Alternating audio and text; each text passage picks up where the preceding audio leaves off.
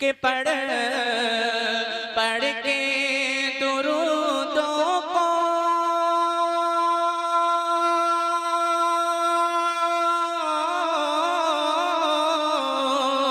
तकदीर जगाना है। पढ़ पढ़ के दुरूदों को तकदीर जगाना है। और आज हमें अपने झोले को भराना है। और आज हमें अपने झोले को भराना है। कैसे? सरकार की महफिल है, सरकार को आना है।